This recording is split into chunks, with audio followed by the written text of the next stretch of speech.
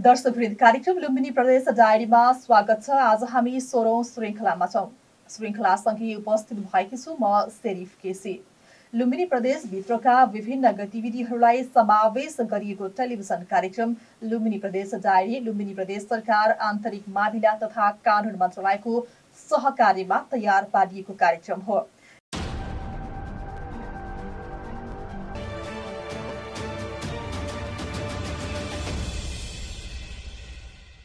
सामुदायिक टेलिभिजन बुद्ध आवाज कपिल वस्तुद्वारा उत्पादित कार्यक्रम तपाईले कपिल वस्तुको सामुदायिक टेलिभिजन बुद्ध आवाज कपिल वस्तु सहित रूपन्देहीको बुद्ध सामुदायिक टेलिभिजन लुम्बिनी टेलिभिजन र राज्य टेलिभिजन गरी 4वटा टेलिभिजनबाट हरेक हप्ताको सोमबार र बिहीबार राति 8:30 बजेबाट करिब 9 बजेसम्म हेर्दै आइरहनु भएको छ।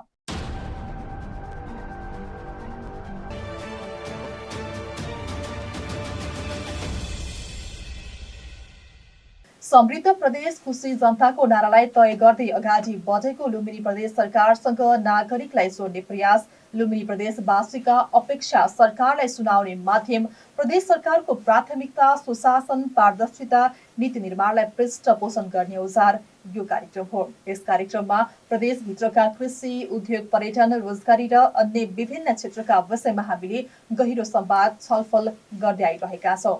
गएको श्रृङ्खलामा हामीले लुम्बिनी प्रदेशका मुख्यमन्त्री शंकर पोखरेलसँगको संवादलाई अगाडि बढाएका थियौं। प्रदेशको 3 वर्षीय उपलब्धि के कस्तो रह्यो त भन्ने विषयलाई हामीले केन्द्रित गरेका थियौं। आज हामी 16औं श्रृङ्खलामा शून्य संरचनाबाट सुरु भएको लुम्बिनी प्रदेश स्थापना कालको 3 वर्ष पूरा भइरहँदाखेरि भएका महत्त्वपूर्ण काम, अनुभव के कस्ता रहेका छन्, उपलब्धि के कस्ता भए, के कस्ता समस्या चुनौतीहरू आए, प्रदेश स्थापनापछि प्रदेशवासी जनताहरूले के परिवर्तनको महसुस गरे भन्ने विषयमा आजको कार्यक्रम तयार पारेका छौं।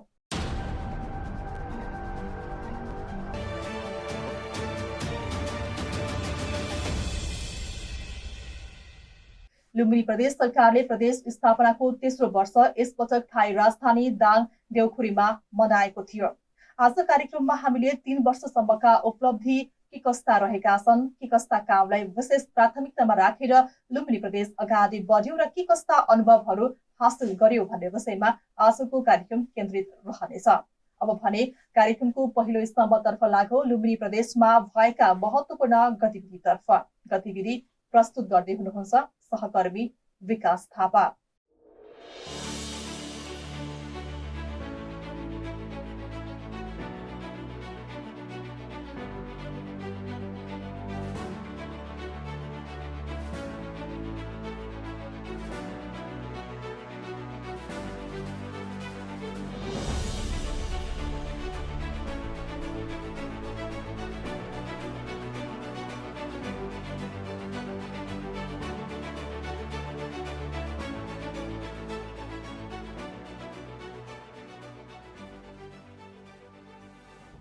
प्रदेश स्थापना दिवस प्रदेश राजधानी घोषणा गरिएको दाङको राप्ती भ्यालीमा मनाइएको छ। प्रदेश राजधानी तोकिएसँगै प्रदेशले आफ्नो स्थापना दिवस औपचारिक रूपमा राजधानी स्थल राप्तीमा मनाएको हो। यसअघिका स्थापना दिवसहरू बुटोलमा मनाइँदै आएको थियो। प्रदेश स्थापना दिवसका अवसरमा थारू, मगर र अन्य संस्कृतिसँग जोडिएका झाँकी प्रस्तुत गरिएको थियो। यस्तै प्रदेश सरकारले स्थापना दिवसको अवसरमा फाल्गुन 3 गते सोमबार सार्वजनिक विदा समेत दिएको थियो। प्रदेश स्थापना दिवसमा मूल समारोह राप्ती उपत्यका देउखुरीमा राखेर राजधानी कार्यान्वयनको लागि प्रदेश सरकारले अनुकरणीय कार्य गरेको राप्ती गाउँपालिकाका अध्यक्ष हनुमानन्द सुवेदीले बताउनु भएको छ। प्रदेश स्थापना दिवसका अवसरमा प्रदेश सरकारले असोज 3 गते घोषणा गरेको विभिन्न पदकबाट 58 जनालाई व्यवस्थित गरिएको छ। राप्ती प्राविधिक शिक्षालयमा राजधानी व्यवस्थापन कार्यालयको स्थापना गरिएको छ। कार्यालय स्थापनासँगै यससँग सम्बन्धित काम समेत सुरु गरिएको छ। यसअघि देउखुरीको बिजौरीमा पूर्वाधार विकास प्राधिकरणको कार्यालय स्थापना भइसकेको थियो। मुख्यमन्त्री शंकर पोखरेलले राजधानी व्यवस्थापन कार्यालयको उद्घाटन गर्नुभएको थियो। पहिलो चरणमा राजधानी क्षेत्रमा प्रदेश सरकार तथा प्रदेश सभा अन्तर्गतका प्रशासनिक कार्यालयहरूको पूर्वाधार बनाइनेछ। अबको 2 वर्षभित्र यी संरचना बनाउने र प्रदेश सभा सदस्यको चुनाव अघि राजधानीसँग जोडिएका प्रशासनिक कार्यालयहरू राजधानी क्षेत्रमा स्थापना गरिने सरकारले योजना बनाएको छ। राप्ती प्राविधिक शिक्षालयलाई गोबरडिहामा स्थानान्तरण गरिएको र त्यहाँ नमुना शिक्षालयको रूपमा अघि बढाइने मुख्यमन्त्री पोखरेलले बताउनुभयो। प्रदेश प्रमुख धर्मनाथ यादवको प्रमुख आतिथ्यतामा भएको कार्यक्रममा आन्तरिक मामिला तथा कानुन मन्त्री कुलप्रसाद केसीले संघीयता कार्यान्वयनको पहिलो अध्याय प्रदेशको राजधानी र नामको टुङ्गो लगाएर सुरु भएको बताउनुभयो।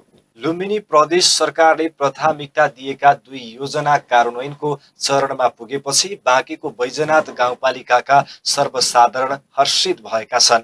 केन्द्रसहित प्रदेश सरकारले बैजनाथमा 6 अर्ब लगानीमा औद्योगिक क्षेत्र प्रस्ताव गरेको छ। निर्माणाधीन औद्योगिक क्षेत्रमा 338 बिघा क्षेत्रफल छ।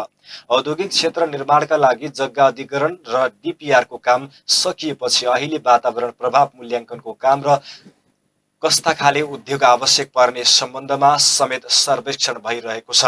भौतिक संरचना निर्माणका लागि नक्साङ्कनदेखि अन्य प्राविधिक पक्षका लागि कन्सल्टेन्टलाई जिम्मेवारी समेत दिइसकिएको छ। नौवास्ता औद्योगिक क्षेत्रमा उद्योग स्थापना गर्न चाहने यस क्षेत्रका उद्योगीसँग नेपालगञ्ज औद्योगिक क्षेत्र व्यवस्था कार्यालयले आशय पत्र माग गरेकोमा अहिलेसम्म 200 भन्दा बढी आशय पत्र प्राप्त भइसकेको छ। नेपाल सरकारको योजना अनुसार औद्योगिक क्षेत्रमा प्रत्यक्ष रोजगारको अवस्था सृजना हुने करिब 200 ठूला र मझौला उद्योग स्थापना गरिने नेपालगञ्ज औद्योगिक क्षेत्र व्यवस्था कार्यालयका प्रमुख कृष्णबहादुर पुनले बताउनु भएको छ। उहाँका अनुसार सो औद्योगिक क्षेत्रमा उद्योग स्थापना गर्न चाहने उद्योगीका लागि कम्तीमा 5 देखि 10 वर्षसम्म आयकर छुट सुविधा दिने, कम्तीमा 5 वर्ष लिज लेन्ट लिन नहुने र बैंकिङ सुविधा दिनुपर्ने सुझाव सरकारलाई दिएको छ।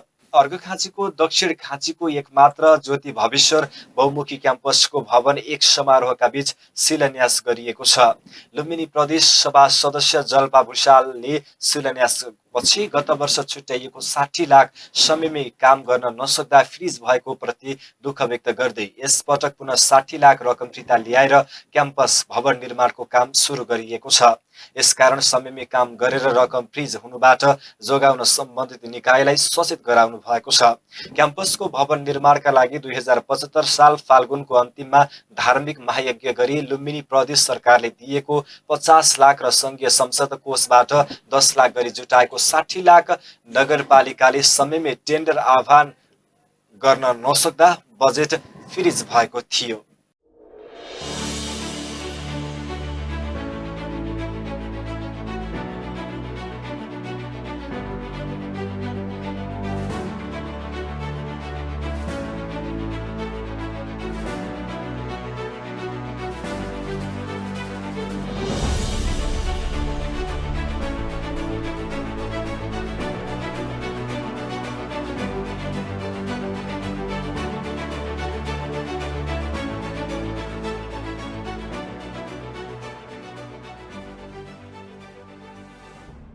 लुम्बिनी प्रदेशभित्रका विभिन्न गतिविधिहरूलाई समावेश गरिएको टेलिभिजन कार्यक्रम लुम्बिनी प्रदेश डायरी लुम्बिनी प्रदेश आन्तरिक मामिला तथा कानून मन्त्रालयको सहकार्यमा तयार पारिएको कार्यक्रम हो। गतिविधिपछि अब प्रस्तुत गर्दैछौं विशेष टेलिभिजन रिपोर्ट। रिपोर्टमा हामीले प्रदेश स्थापनाको 3 वर्षमा भएका उपलब्धि के कस्ता रहेका छन्, अनुभव के कस्ता रहे र सँगै काम गर्ने सिलसिलामा के कस्ता चुनौती समस्या आए र के कस्ता अवसरहरू रहे भन्ने विषयमा विशेष रिपोर्ट तयार पारेका छौं। रिपोर्ट प्रस्तुत गर्दै हुनुहुन्छ सहकर्मी सरिता थारू।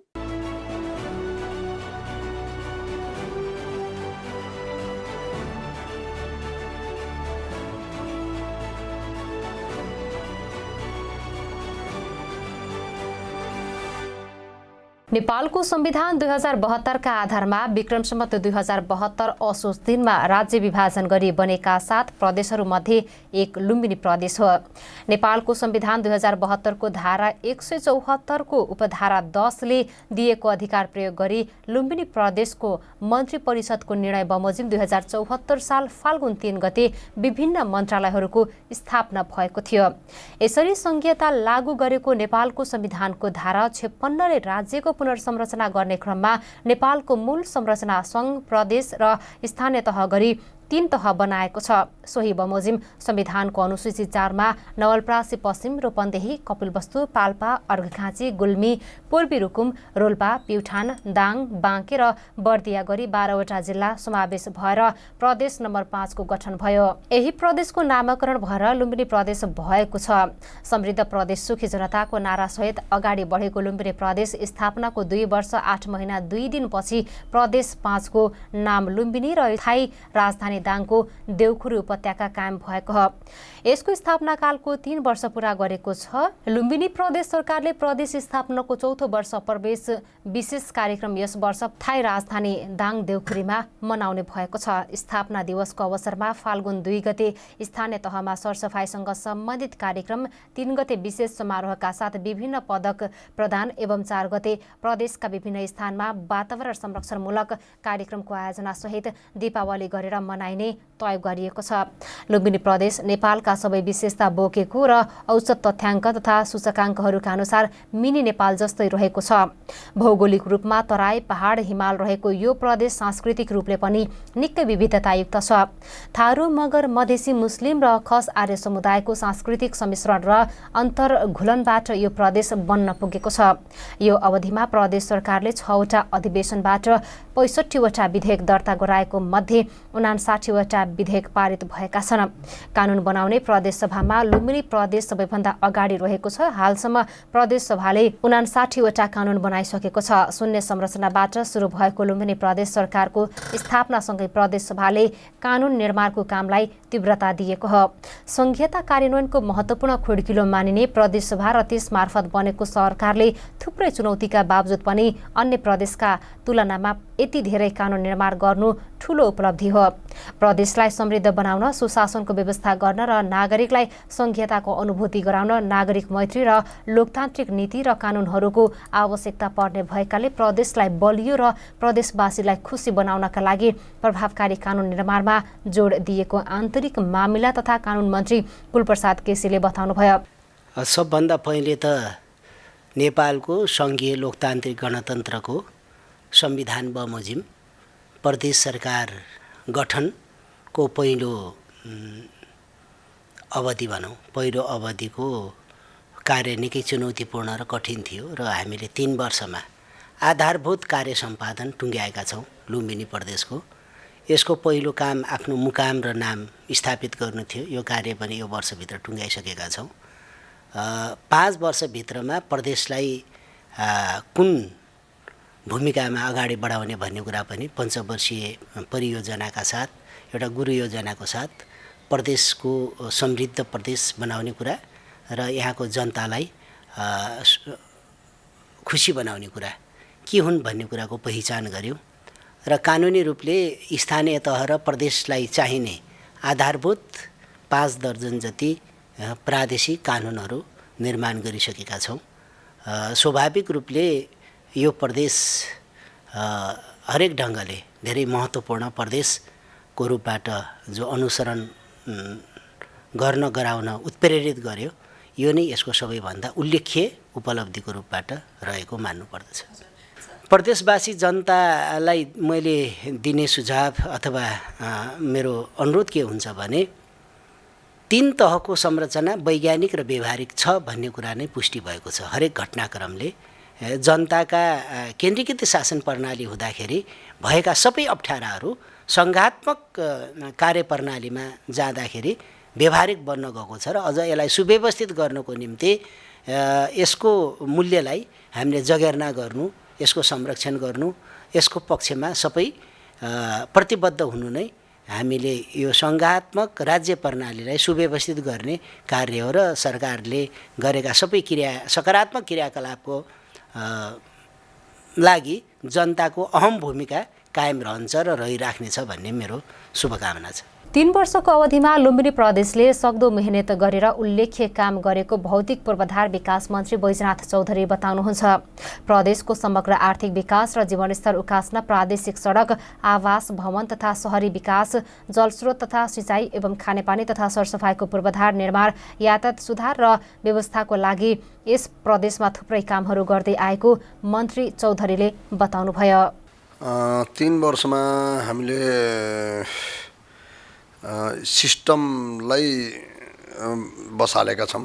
अब पहिलो नम्बर त सङ्गठन संरचना थिएन। सङ्गठन संरचना अहिले अब हाम्रो कार्यालय अब जति हुनुपर्ने हो त्यो कार्यालय हामीले व्यवस्थापन गरेका छौँ। पहिला कुरा योजना आयोगले, प्रदेश योजना आयोगले प्रदेशभरिको एउटा प्रक्षेपण गरेको छ कुन सेक्टरमा कति पुर्याउने भनेर।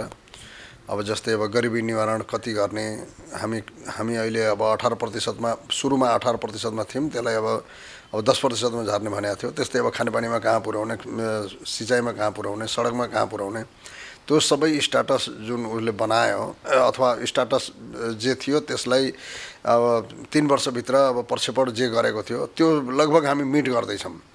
र अहिले मूल कुरो के छ भन्दाखेरि पुँजीगत खर्च धेरै गर्ने हिसाबको एउटा ट्रेन्ड चाहिँ अहिले लुम्बिनी प्रदेशले बसालेको छ। अन्य प्रदेशको दाँजोमा पुँजीगत खर्च अलि धेरै गर्ने जुन हाम्रो आकाङ्क्षा थियो त्यसमा हामीले अब मिट नै गरिरहेका छौँ त्यो। र अर्को चाहिँ अब यो क्वालिटी कन्ट्रोलका कुराहरूमा पनि अब सुरुको सालमा अलिकता कमजोरी रह्यो, किन भन्दाखेरि एउटा त कर्मचारीको अभाव पनि थियो। अर्को चाहिँ हाम्रो अनुगमन मूल्याङ्कन पनि अब जति हुनुपर्ने थियो त्यति नभएको स्थिति थियो। तर अब यो तेस्रो वर्ष पुगिरहँदाखेरि स्वाभाविक रूपमा हामीले चाहिँ अब त्यसलाई अलि अनुगमनलाई चुस्त दुरुस्त गराउने र क्वालिटी कन्ट्रोलको मामलामा एउटा सिस्टम नै एउटा बसाल्ने भन्ने कुरो गरिएको छ। त्यसो भएको हुनाले चाहिँ एउटा एज ए होलमा हेर्दाखेरि प्रदेश सरकार 3 वर्षमा एउटा जनतालाई अनुभूति दिने खालको अब संहिता कार्यान्वयन हुँदाखेरि केही न केही हुँदो रहेछ भन्ने खालको एउटा अनुभूति दिने खालको काम चाहिँ हामीले गरेका छौँ। त्यसैगरी प्रदेशलाई विकास निर्माणका हिसाबले प्रदेशले महत्त्वपूर्ण पाइला चाल्दै आएको र नागरिकको जीवनस्तरलाई माथि उठाउनका लागि महत्त्वपूर्ण कार्ययोजना अगाडि बढाउँदै काम गरिरहेको उद्योग, पर्यटन, वन तथा वातावरण मन्त्री लीला गिरीले प्रस्ट्याउनुभयो। मुलुक संघीयतामा गएपछि प्रदेश सरकारले काम पनि थुप्रै गरेको बताउँदै यस्तो भन्नुभयो। वास्तवमा यो संघीयता भनेको प्रदेश नै संघीयताको एउटा विशेष इकाइको रूपमा स्थापना भएको थियो, जबकि केन्द्रीय सरकार र स्थानीय सरकारहरू आफ्नो आफ्नो ठाउँमा यसभन्दा पहिला क्रियाशील थिए। यो संघीयताको रूपमा प्रदेश बनिरहँदाखेरि यसको कुनै आधार थिएन, कुनै कानुन पनि थिएनन्, अझै भन्दाखेरि भौतिक पूर्वाधारहरू केही थिएनन्। हामी सबै को व्यवस्थापन गरेर यो प्रदेश सरकारको स्थापना गऱ्यौँ र त्यसपछि प्रदेश सरकार सञ्चालन गर्नका लागि अहिलेको संविधान अनुसार कानुन बनाउनु पर्ने एकदम नितान्त हाम्रो जिम्मेवारी थियो। हामी 1 वर्ष सवा वर्षसम्म अहिलेसम्म आइपुग्दाखेरि लगभग 75-80% कानुनहरू हामीले निर्माण गरिसकेका छौँ। हामीलाई चाहिने कानुनहरू हामीले निर्माण गरिसकेका छौँ र त्यसका साथै यो प्रदेशलाई नमुनाको रूपमा मिनी नेपालको रूपमा विकास गर्ने गरी हामीले कृषिमा आधारित रहेर कृषिको उन्नतिसँगै उद्योग धन्दा जोड्ने र खाने वन पैदावारसित उद्योगहरूलाई जोड्ने र कालान्तरमा पर्यटनलाई यो मुलुकको प्रधान अर्थतन्त्रको रूपमा लैजाने गरी प्रदेशले एउटा सोच बनाएको थियो, आफ्नो रणनीति बनाएको थियो। त्यसैका आधारमा समृद्ध प्रदेश, खुसी जनता हुनेछन् भनेर हामीले कल्पना गरेका थियौँ र त्यो नाराका साथ हामी अगाडि बढेका थियौँ। त्यो यो 3 वर्षमा त्यो लक्ष्यतर्फ अगाडि बढ्ने हिसाबले हामी सबै प्रदेशभन्दा अगाडि छौँ। आर्थिक प्रगतिका हिसाबले, बजेट विनियोजन गर्ने र त्यसलाई खर्च गर्ने हिसाबले र जनताका आवश्यकताका अनुसार भौतिक पूर्वाधार निर्माण गर्ने हिसाबले हामी अगाडि छौँ र हामीले आफ्नो लक्ष्यतर्फ आफ्ना पाइलाहरू अगाडि बढाइरहेका छौँ भन्ने मलाई लाग्छ। अब यो एक कार्यकालपछि प्रदेशका आफ्ना गति, यसका लक्ष्य एकदम परिदृश्यमा आउने गरी देखिनेछन्। हामी सुरुमा शिलान्यासको चरणमा थियौँ, अहिले उद्घाटनको चरणमा आइपुगेका छौँ र यो कार्यकालपछि, यो 5 वर्षपछि प्रदेशले एउटा नमुनाको रूपमा आफूलाई अगाडि बढाउने सिनारियोको रूपमा जनताले देख्न पाउनेछन्। म यही आह्वान गर्न चाहन्छु। यता आर्थिक, सामाजिक तथा कृषि क्षेत्रको विकासमा लुम्बिनी प्रदेशले आफ्नो योजनाहरू अगाडि सार्दै आएको भूमि व्यवस्था, कृषि तथा सहकारी मन्त्री आरती पौडेलले बताउनुभयो। 3 वर्षसम्म काम गर्दाका अनुभव बताउँदै मन्त्री पौडेलले प्रदेश स्थापनापछि जनताले धेरै परिवर्तनहरूको महसुस गरेको दावी गर्नुभयो। लुम्बिनी प्रदेश सरकारको भूमि व्यवस्था, कृषि तथा सहकारी मन्त्रालय अन्तर्गत हामी चाहिँ पहिलो त उत्पादनमै जोड दिइरहेका छौँ। आम किसानहरूलाई कसरी जग्गा चाहिँ बाँझो नराख्ने, आफ्नो जग्गा चाहिँ हराभरा बनाउने भन्ने कुरामै जोडिरहेका छौँ। र हाम्रो कृषि चाहिँ निर्वाहमुखी छ, यसले फाइदा लिन सकिरहनु भएको छैन आम किसान दाजुभाइ दिदीबहिनीहरू। त्यही भएर कृषि पेसातिरबाट चाहिँ पलायन हुँदै हुनुहुन्छ। उहाँहरूलाई चाहिँ कृषि पेसामा टिकाइरहने, कृषिबाट चाहिँ फाइदा लिन सक्ने स्थिति सिर्जना गर्ने गरी हामीले चाहिँ विभिन्न खालका कार्यक्रम आयोजना गरिरहेछौँ। त्यसमा चाहिँ हरेक गाउँ चाहिँ पालिकासम्म होइन, नगरपालिका उपमहानगरपालिकासम्म चाहिँ स्मार्ट कृषि गाउँ भनेर हरेक गाउँलाई चाहिँ सामूहिक तरिकाले खेती गर्ने। अहिले चाहिँ जलवायु मैत्री होइन, अहिलेको चाहिँ यो चाहिँ पृथ्वी चाहिँ तापक्रम बढिरहेको छ, हामीले पहिला गर्ने जसरी खेती गरेर हुँदैन। सबै महानुभावहरूलाई के भन्छु भने सरकारका विभिन्न खालका कार्यक्रममा उहाँहरूले चाहिँ जानकारी राख्नु पर्यो होइन, आफू जोडिनु पर्यो। कहाँनिर चाहिँ उहाँले गर्न खोजेको काम चाहिँ कहाँनिर जोडिन्छ त्यो चासो राख्नु पर्यो। र सरकारले गरिरहेका कामहरू, विकास निर्माणका कामहरूमा पनि निगरानी पनि राख्नु पर्यो कि बाटोहरू बनेछ, पुलहरू बनेछ, अब मैले अघि भने सहकारीहरू बजार बनेछ भने हाम्रो ठाउँमा बनेको चाहिँ कस्तो बनिरहेछ त होइन, त्यसमा चाहिँ सुझाव दिने, सल्लाह दिने, सपोर्ट गर्ने पनि उहाँहरूको कर्तव्य हुन्छ। म सबैलाई चाहिँ यही कुरा गर्दछु। यस्तै शिक्षा, स्वास्थ्य, महिला, बालबालिका तथा ज्येष्ठ नागरिक, युवा तथा खेलकुद तथा श्रम तथा रोजगार, विज्ञान तथा प्रविधि लगायतका थुप्रै काम लुम्बिनी प्रदेशले गरेको सामाजिक विकास मन्त्री सुदर्शन बरालले औल्याउनुभयो। पहिलो कुरा चाहिँ सङ्घीयता हामी सबैका लागि एउटा चाहिँ नयाँ प्रयोग थियो। त्यसकारणले सिकाइका कमी, अनुभवका कमी लगायतको समस्या चाहिँ प्रदेश सरकारले बेहोर्यो।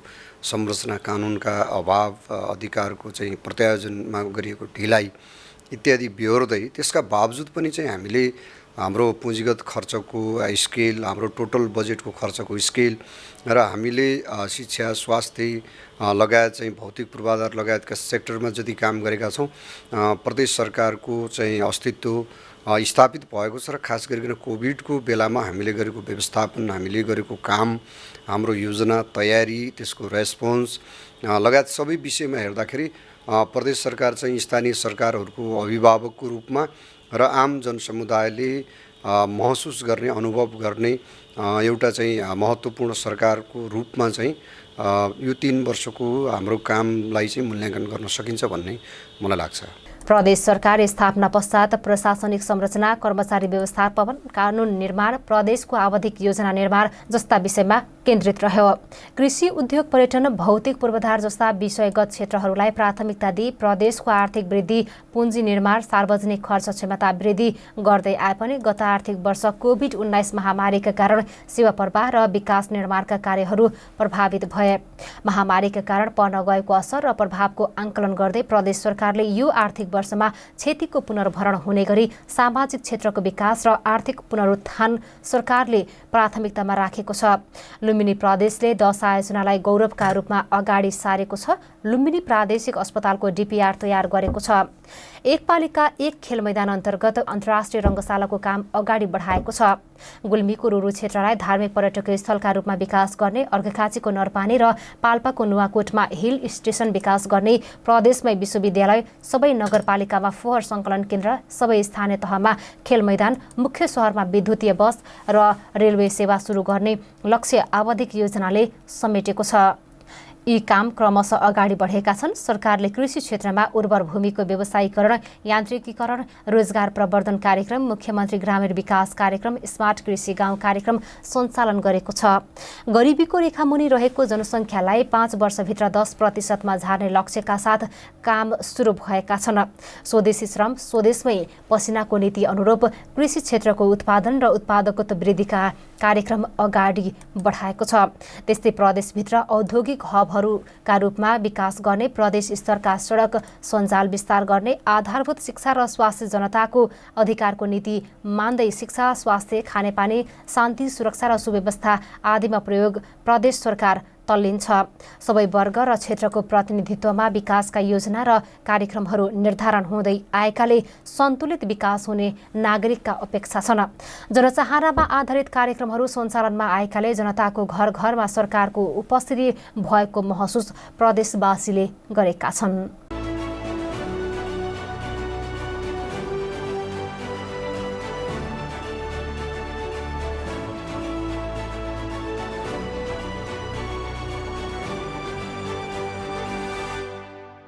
समृद्ध प्रदेश खुशी जनताको नारालाई तय गर्दै अगाडि बढेको लुम्बिनी प्रदेश सरकारसँग नागरिकलाई जोड्ने प्रयास, लुम्बिनी प्रदेशवासीका अपेक्षा सरकारलाई सुनाउने माध्यम, प्रदेश सरकारको प्राथमिकता सुशासन, पारदर्शिता, नीति निर्माणलाई पृष्ठपोषण गर्ने औजार यो कार्यक्रम हो।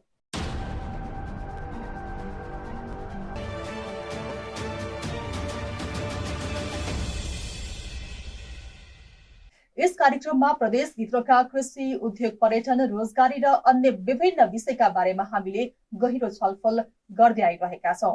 यतिन्जेल हामीले गतिविधि विशेष टेलिभिजन रिपोर्ट हेरिसक्यौं। अब भने प्रदेश गठन भएको 3 वर्षसम्म लुम्बिनी प्रदेशवासी जनताले के कस्तो परिवर्तनको महसुस गरे त हामीले विभिन्न जिल्लाका नागरिकहरूका अनुभव पनि समावेश गरेका छौं। के भन्छन् त प्रदेशवासी जनता, एकैछिन हेरौं।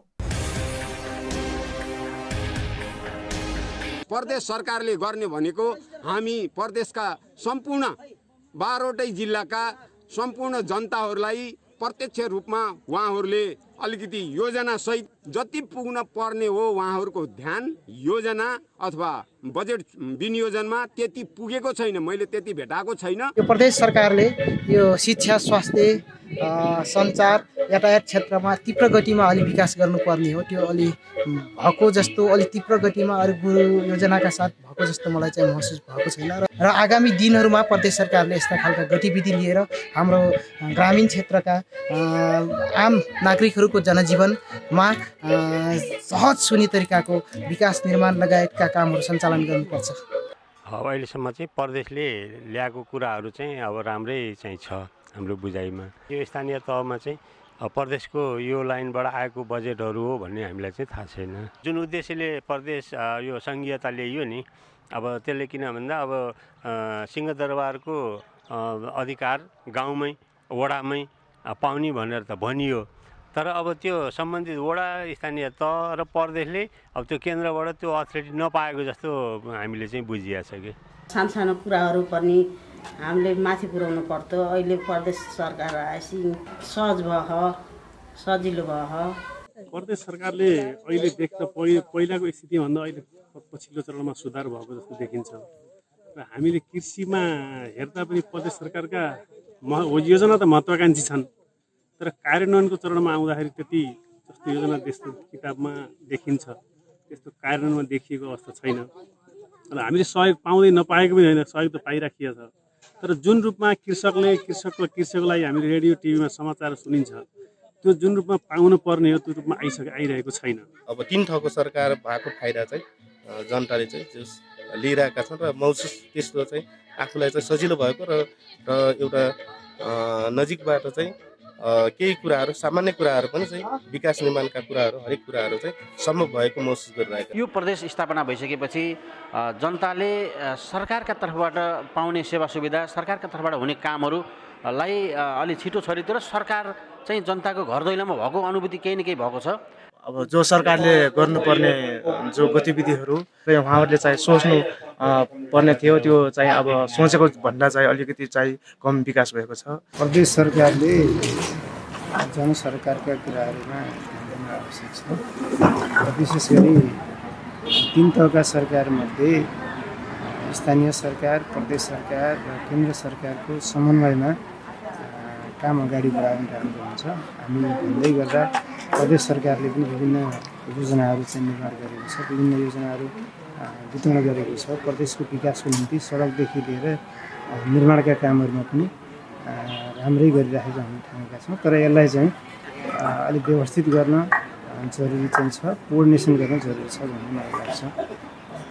र खास गरेर अहिले यो प्रदेश सरकार र हाम्रो यो स्थानीय निकाय भनौँ बिचमा अलिकति यो कार्यविधि सबै तालमेल नमिलेर हो कि जुन प्रदेश सरकारबाट धेरै आकाङ्क्षाहरू चाहिँ गरेका थियौँ त्यो चाहिँ हामी गरेको जस्तो चाहिँ पुरै उपलब्ध चाहिँ पाएको छैन।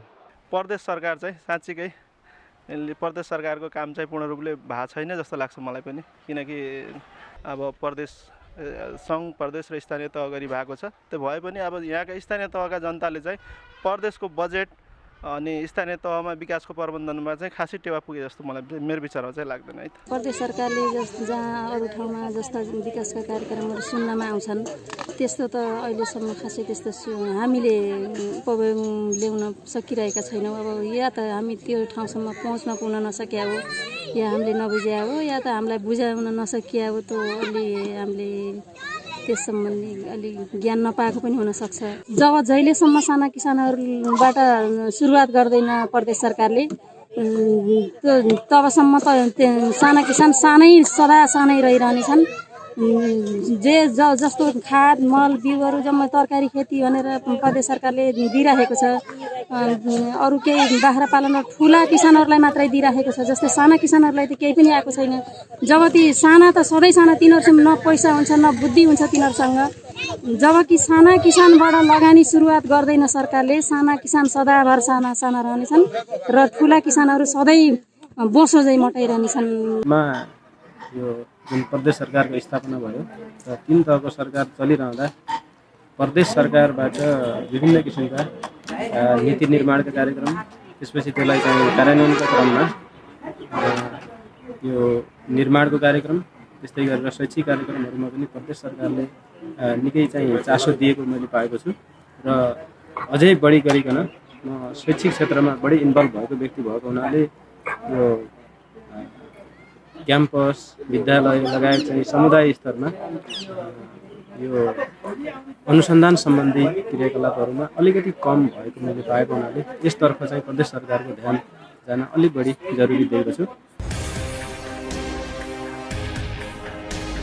तपाईँ यति बेला टेलिभिजन कार्यक्रम लुम्बिनी प्रदेश डायरी हेरिरहनु भएको छ। यो कार्यक्रम सामुदायिक टेलिभिजन बुद्ध आवाज कपिल वस्तुद्वारा उत्पादित कार्यक्रम हो। कार्यक्रम तपाईँले लुम्बिनी प्रदेशको सामुदायिक टेलिभिजनहरू बुद्ध आवाज कपिल वस्तु सहित रूपन्देहीको बुद्ध सामुदायिक टेलिभिजन, लुम्बिनी टेलिभिजन र राष्ट्र टेलिभिजन गरी 4वटा टेलिभिजनबाट हरेक हप्ताको सोमबार र बिहीबार राति 8:30 बजेबाट करिब 9 बजेसम्म हेर्दै आइरहनु भएको छ। लुम्बिनी प्रदेशका विभिन्न गतिविधिहरूलाई समावेश गरिएको टेलिभिजन कार्यक्रम लुम्बिनी प्रदेश डायरी लुम्बिनी प्रदेश आन्तरिक मामिला तथा कानून मन्त्रालयको सहकार्यमा तयार पारिएको कार्यक्रम हो।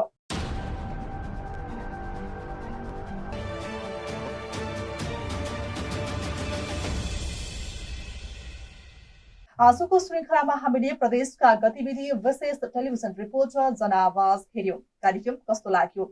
आफ्नो सल्लाह सुझाव अनि प्रतिक्रिया दिन चाहनुहुन्छ भने हाम्रो ठेगाना रहेको छ टेलिभिजन कार्यक्रम लुम्बिनी प्रदेश डायरी, सामुदायिक टेलिभिजन बुद्ध आवाज, बाजढुङ्गा 4 गजहेडा कपिल वस्तु। तपाईले हेरिरहनु भएको नजिकैको टेलिभिजनमा सम्पर्क गरी कार्यक्रम सम्बन्धी वा लुम्बिनी प्रदेश सरकारलाई कुनै सल्लाह सुझावहरू दिन चाहनुहुन्छ भने पनि सम्पर्क गर्न सक्नुहुन्छ।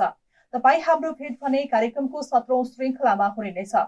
कार्यक्रम सम्पादनमा साथ दिनुहुने लक्ष्मण सापकोटा र योगेश पाठकलाई विशेष धन्यवाद भन्दै आजको श्रृङ्खलाबाट म शेरिफ केसी बिदा हुन्छु। हवस् त, नमस्कार।